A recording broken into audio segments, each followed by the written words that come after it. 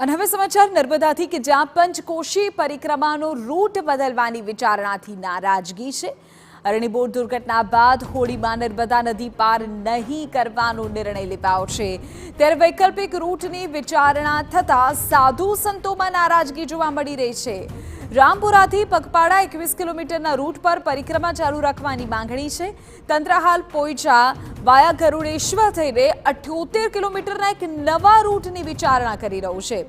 સાધુ સંતોએ જિલ્લા કલેક્ટર સાથે પણ આ મામલે બેઠક યોજીને પોતાની રજૂઆત કરી છે। પરિક્રમામાં આ વર્ષે અંદાજે 30 લાખ લોકો આવે તેવી શક્યતા છે। ત્યારે વધુ જાણકારી પર સંવાદદાતા વિશાલ પાઠક આપી રહ્યા છે। વિશાલ, વિગતો મળી રહી છે કે પરિક્રમાનો રૂટ બદલવાની વિચારણા થઈ રહી છે, શું અપડેટ?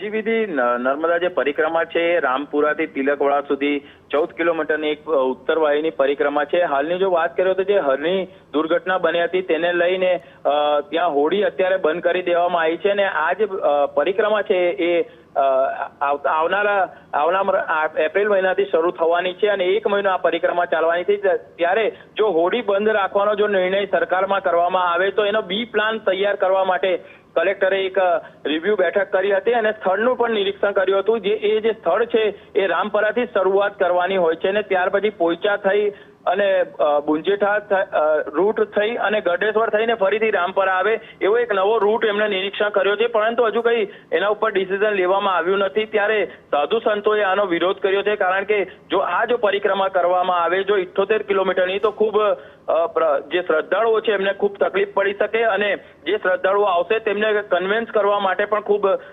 જહેમત ઉઠાવવી પડે એવી પરિસ્થિતિ છે, જેથી લઈને જે સાધુ સંતો છે તેમણે વિરોધ કર્યો છે અને આવેદનપત્ર પણ આપવામાં આવ્યું હતું અને કલેક્ટરને જાણ કરવામાં આવી છે કે જે જૂનો રૂટ છે એ પ્રમાણે જ આ પરિક્રમા ચાલુ રાખવામાં આવે। બિલકુલ વિશાલ, આભાર જાણકારી બદલ। તો એક તરફ નવા રૂટને લઈને નારાજગી અત્યારથી જોવા મળી રહી છે, જોવાનું રહેશે કે આગામી શું નિર્ણય તંત્ર લે છે।